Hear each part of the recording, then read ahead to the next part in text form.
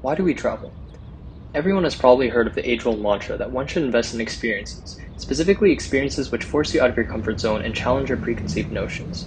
But seeking experiences, specifically in the form of traveling, always felt like a reward, that cherry on top of all your accomplishments and decades of drudgery. In the most recent book I've been reading, The Almanac of Naval Ravikant, Naval claims that 99% of your effort is wasted in a goal sense, meaning only 1% of your total effort actually contributes to success. So unless I'm certain that this trip will positively and directly contribute to my goals, why take the risk? This is the question I sought to answer on my first solo trip to Oaxaca, Mexico. In the following video, you'll find excerpts from my daily journal entries.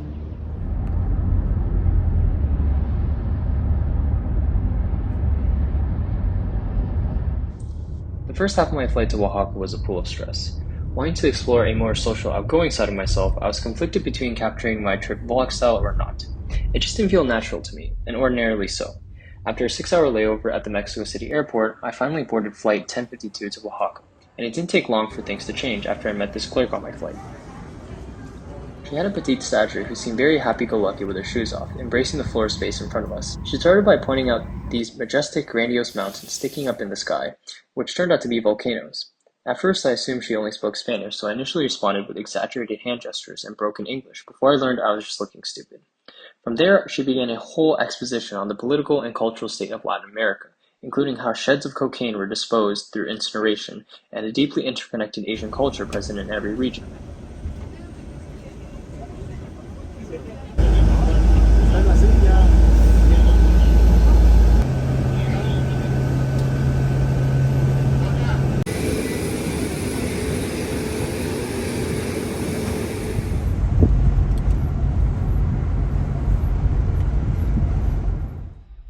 This is just a brief digression on my short but tumultuous taxi ride.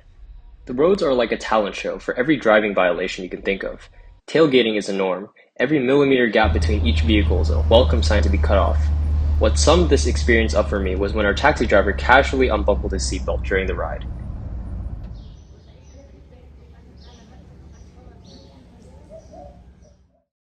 This was one of the most unique experiences I've had so far in Oaxaca. On my second day, I decided to join a co-living roommate on the language exchange class. Arriving at the class location, which turns out to be a local library, I expected the place to be flooded with foreigners, but instead became dumbfounded when I was met with a long line of native Mexicans. Turns out this was mainly used by locals to improve their English. After splitting ourselves into groups and settling at a table, we were introduced to 3 local Oaxaca people. A young boy who turned out to be a huge science fiction enthusiast pursuing playwriting, an outgoing girl who was working remotely as a visual arts designer, and another guy whose English was barely passable to my poor hearing. He was a chill dude, though. A lot of things stood out from this session. We planned to split the conversation to be 1 hour of English and the other hour of Spanish. The first half primarily consists of courteous introductions, where I got to learn about each person's backstory and life in our respective places of origin. Hearing about a person's trials and tribulations in life is truly one of life's gems. The locals were very candid, and their optimism was really infectious. One thing I never fathomed was the idea of never experiencing a real winter. The notion of snow and cold was so foreign to them that showing them a picture of just 3 feet of snow was like witnessing the Messiah. Once we moved to the Spanish portion, it became every foreigner's nightmare for me. It was like watching a video in 2 times speed, but I needed it to be in 0.5 or slower. Fortunately, 2 years of high school French class helped me pick up a few words here and there in their conversations. The coolest Spanish I learned wasn't even a phrase, but a polysemous word, which was chino. As I already knew, chino meant Chinese, but there was also chino meaning curly hair, which originated from the Spanish conquerors who brought African slaves that mated with the indigenous, which paved way for mixed ethnicities with curly hair, completely unrelated to the Chinese. Then there was chino, as in chino oaxaqueño, which is a traditional Oaxaca dance that originated from a Chinese abundant area of Mexico. This was some really insightful stuff.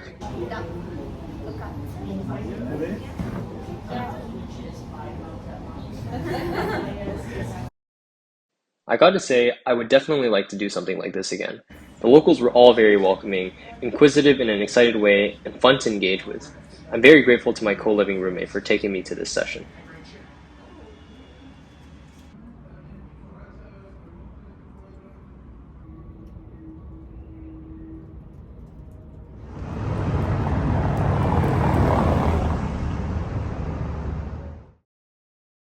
This experience can only be described as immaculate vibes. Rooftop scenery, slight breeze enough to blow off the humidity accumulated during the day, lo-fi-esque background music. Even the owner was there to immerse herself in the vibes. Every bite was exquisite, mind-blowingly exquisite. You know when the food is so good, you kind of want to cuss it out?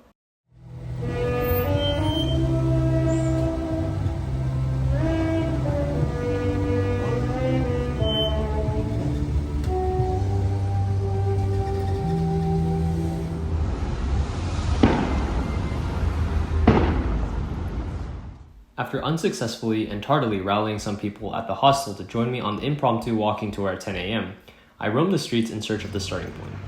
I passed by yet another homeless street with their low-hanging shade cloths before our tour guide hollered at me. British accent from his childhood in England, enthusiastic grin, and genuine passion. These were the first few traits emanating from him, and it pretty much remained that way throughout the tour. We started at the famous Macedonian Alkali Theater, which was one of the first theaters erected through the influence of the first president and dictator Porfirio Diaz-Mori, after seeking European colonization investments from the likes of Spain, France, and England. Mexico then took copious amounts of inspiration from those three countries, which aligns with what I've noticed with all the French bakeries and European architecture prevalent across all of Oaxaca. Although new jobs were being brought in, the poverty levels were unprecedented and earnings were being gambled away at the Macedonian Alkali Theater, which was once a casino. This eventually gave rise to a myriad of revolutions, where many of the famous structures we see today were once used as battle stations. The violence and protests remain prevalent today, and I came in at a perfect time to lay witness to the protests happening on the day of the presidential election.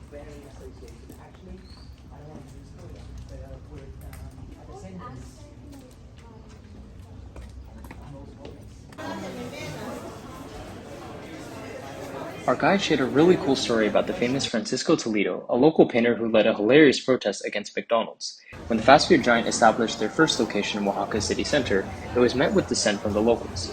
After refusing to leave, Francisco Toledo famously led a series of demonstrations, most famously bringing out a cart of tamales to feed everyone, to reinforce local traditions. McDonald's eventually deported themselves because they were attracting no locals. It goes to show the power that comes from the unity and collective ambitions of the Oaxaca people.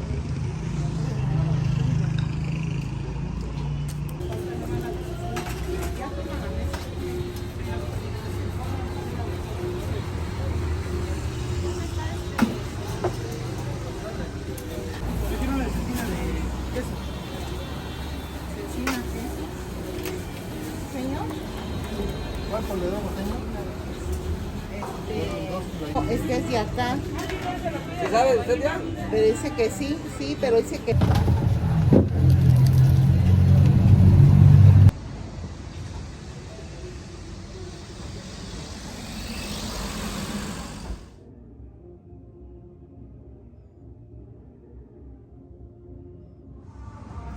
My first workday in Co 404 started with flies becoming obnoxiously attached to me in the co-working space to the point where I had to retreat to my room for the rest of my 9 to 5.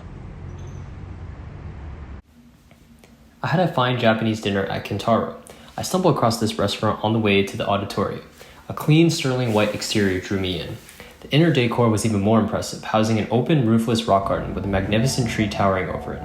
I ordered a limited stock bento box and was recommended a rice water which had sprinkles of cinnamon. The bento box, while amazing in aesthetics, was nothing to rave about in taste.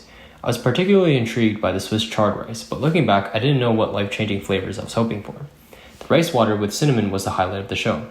A milky rice sweetness enveloped in a subtle aroma of cinnamon, an unlikely duo I learned to enjoy.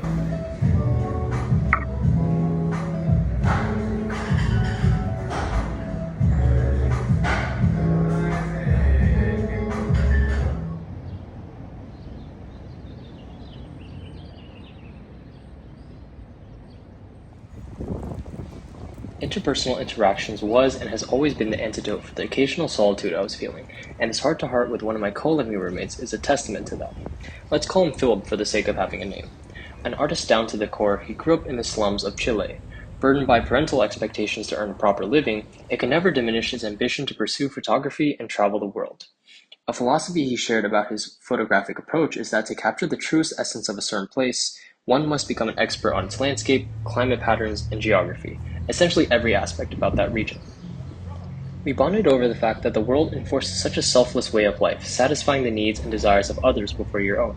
When did it become so sacrilegious to foster our own happiness and expression imposed onto this vast obscurity that is life? For Philip, it was the photography expo which challenged the doctrine and value foundation he's built over the years.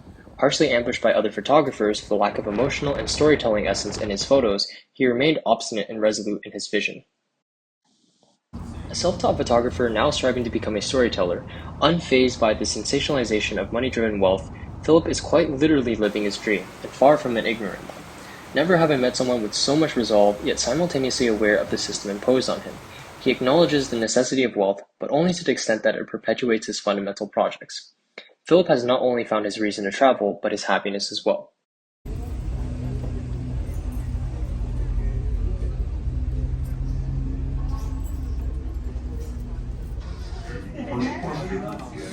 I should know this one, but which gas is laughing gas exactly? The highlight today was yet again related to Philip. My admiration may be getting out of hand, but I simply couldn't resist joining his Oaxaca art tour. The first location was the Photographic Center Manuel at Vero Bravo. Turns out Philip visits here and several other libraries around Santo Domingo almost every day to consume photographic literature. This is how I define obsession, where your passion is the focal point of your life.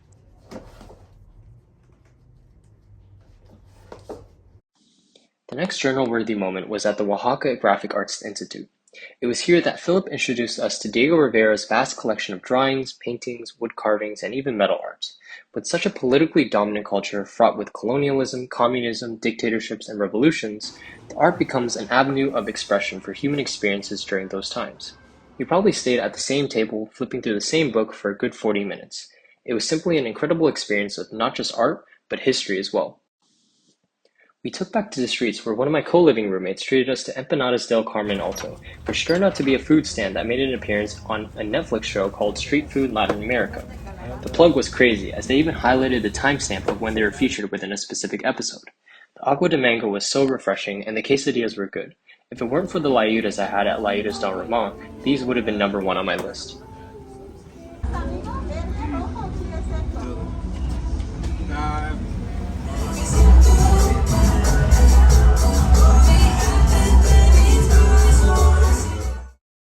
After being deported from my room by the house cleaners, I aimlessly started waddling down the musty streets of Oaxaca yet again. Famished, I grabbed that sweet potato bread with cream cheese at Ano Panaderia I've been meaning to try and headed down towards an unexplored park in Zocalo, where I was met with a party of homeless people camping on every inch of the park. With my untouched sweet potato bread, I begrudgingly trudged on. Eventually, I arrived back at Santo Domingo.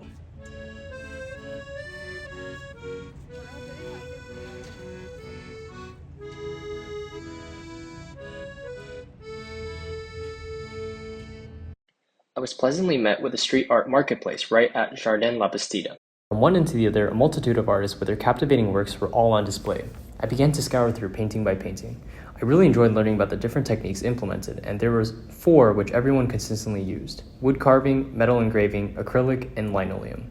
Not every artist spoke fluent English, or any English for that matter. With the ones that did, I was able to chop it up and learn more about their inspirations, the techniques applied, and hear about their proudest works. It was often a struggle to get them to understand what I was asking for or interpret what they were saying. Sometimes I wonder if my English is regressing through these conversations, but honestly, the trade-off is worth it. There was one particular artist couple who I became genuinely fond of. My first encounter, their bird linoleum print caught my eye. 2 birds face to face with a golden sun in the middle. What can I say? I'm a simple man. It was one of the few less crazy abstract art pieces since I wanted to purchase one as a gift. Another painting that captured my attention was the Quixote, an agave that can grow up to 13 feet tall. At first, it was the simplistic and natural beauty that stood out, but after digging into it a little bit more, I learned that its great height signals its end. But not all hope is lost. Even at the end of its life, its flowers and nectar provides essential nutrients to butterflies and bats. I just thought this was very poetic and dignifying. One thing I did learn about myself today is that I'm a sucker for stories.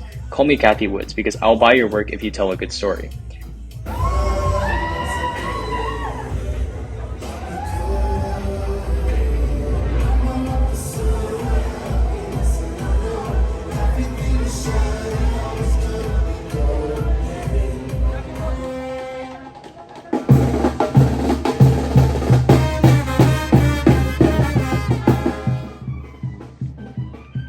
Today was the day. My number 1 bucket list item, a traditional cooking class to learn the ways of Oaxaca food. After some brief introductions in front of Santo Domingo, with a Calende casually parading in the background, our event guide led us to a van where we drove 20 minutes up a mountain and into a rural landscape.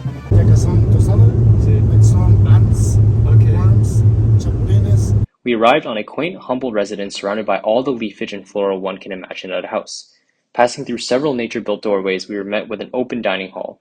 To the right was a vast farm with dusk mountains fogged in the background.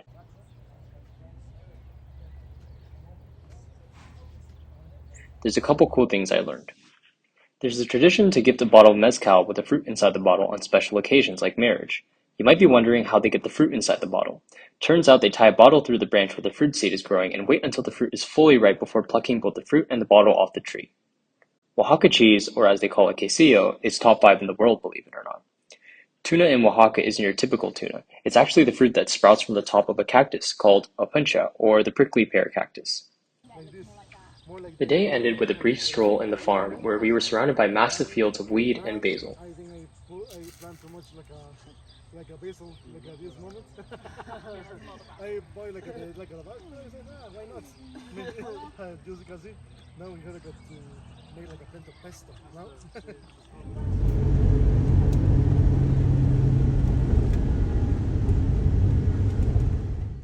The journaling streak has officially ended. The last entry was like the catalyst for the following day's migraine. After a whole day of touring at Monte Alban, yet another gallery walk at Jardin La Bastida, and the Lucha Libre in the evening. There was plenty to ponder about during the past 3 days. For one, the rich history of Monte Alban is the most deserving of a separate entry. The multitude of ancient civilizations that have resided within the theocratic pyramids, from the Olmecs to the more recent Aztecs, the extinction of diversity within Oaxaca as part of a government effort to enforce transparency across all dialects and cultures, and of course the intricate architecture surrounding the decrepit pyramid walls.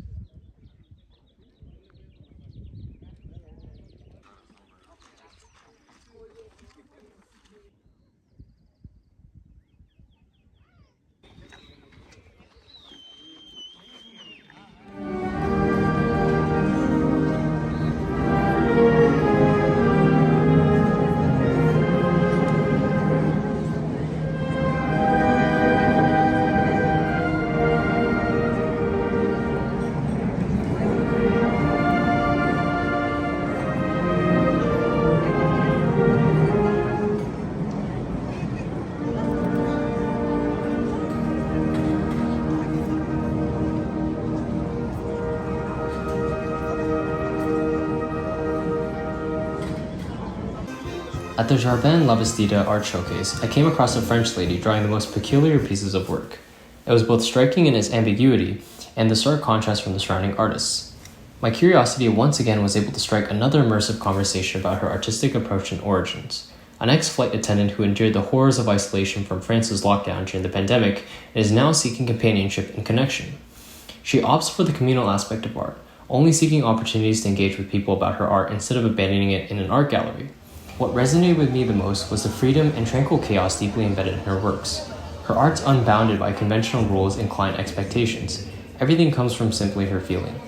I often forget that as much vocabulary as one can amass, we are limited to the human language. Some things are often lost in translation simply because whatever language we subscribe to is incapable of capturing its entire essence. I ended up buying a piece. The piece eerily resembled Nujabez's metaphorical music album cover art, which also took her by surprise.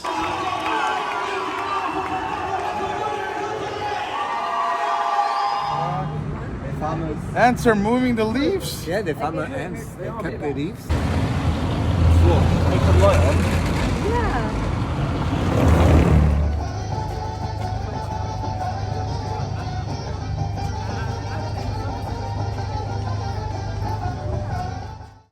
It's been a few days since I ate something to my liking.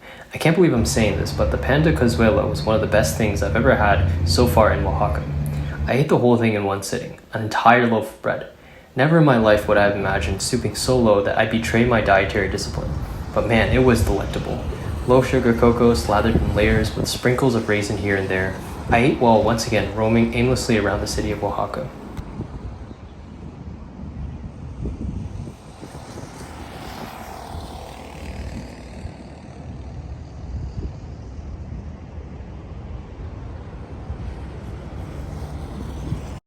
After parting with some friends, I embarked on what I'd say was one of the most enervating runs I've ever endured. A full uphill course with those intimidating stairs that led to the base of the Auditoria Gelagetsa. Breathless and dehydrated, I had yet another pleasant encounter with a solo traveler, a father who moved to Canada from Bangladesh 16 months ago. This was his first day in Oaxaca, and he says he feels right at home, quite literally since he claims that Oaxaca's heat is similar to that in Bangladesh.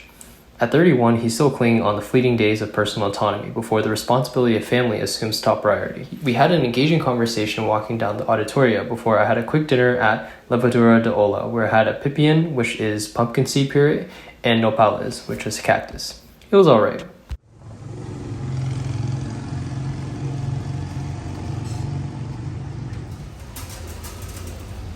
I finally had a highly anticipated conversation with a co-living roommate of mine who turned out to be an ex-FANG software engineer and is now running his own ML company.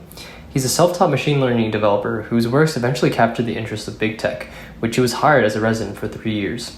One takeaway I had about his learning approach is to embrace the rabbit holes. These rabbit holes will lead you to discover a wealth of knowledge you would have never otherwise learned of. What you learn may not be of use right now, but it very well might be somewhere down the line. For my co-living roommate, he began diving into extensive collections of ML research papers, while simultaneously seeking ill-defined problem spaces to tackle. Very soon it evolved into a marriage between his intellectual curiosity and a societal need, a match made in heaven, as Naval Ravikant would say. Obsession, just pure obsession. As a cherry on top, he remained obstinate and loyal to himself all through this time, letting his curiosity guide him, investing his time on what he wanted to do, rather than what others had advised for him. As daunting as it is running a company solo, it hasn't stopped him from embarking on his second world tour as he continues to learn more about the parts of the world he has yet to discover.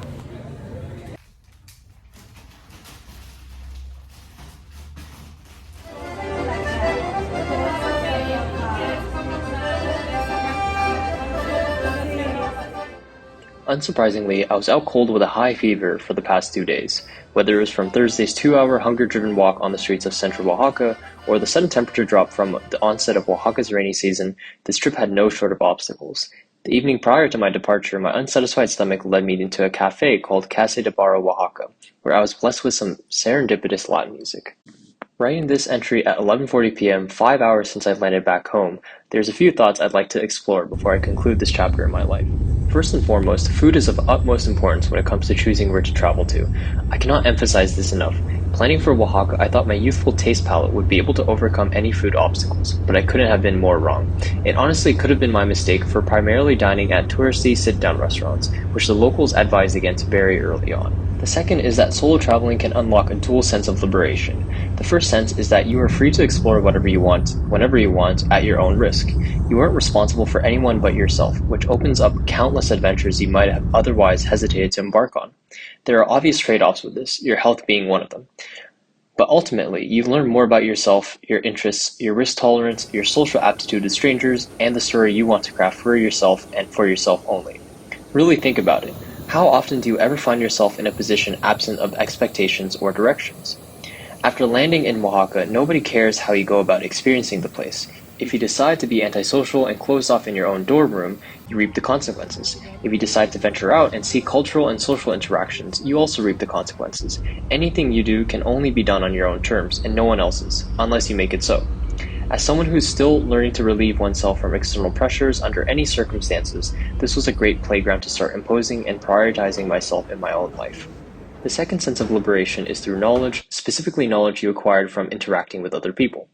Yes, the argument can be made that you can simply pick up a biography or read online articles about some self-proclaimed expert in the space you're interested in at a significantly lower cost than a solo trip halfway across the world. But the world is more complex than what's recorded in the history books. I would have never learned that it was possible to be employed in big tech through blog posts. I would have never been able to sense intrinsic happiness that comes with pursuing one's passions and nothing else while living with the bare minimum. I would have never learned of the magic and miracles that come with sharing art with everyone around you. I would have never learned that salsa dancing could land you your next job. But more importantly, I would have never learned that there are no rules in this game of life. Ultimately, I realized how important it is to stay true to yourself. Betraying yourself results in a life unlived, and remaining faithful will leave you with no regrets. And isn't that sometimes all we could really ask for? A reminder of who you are and who you can be. And that's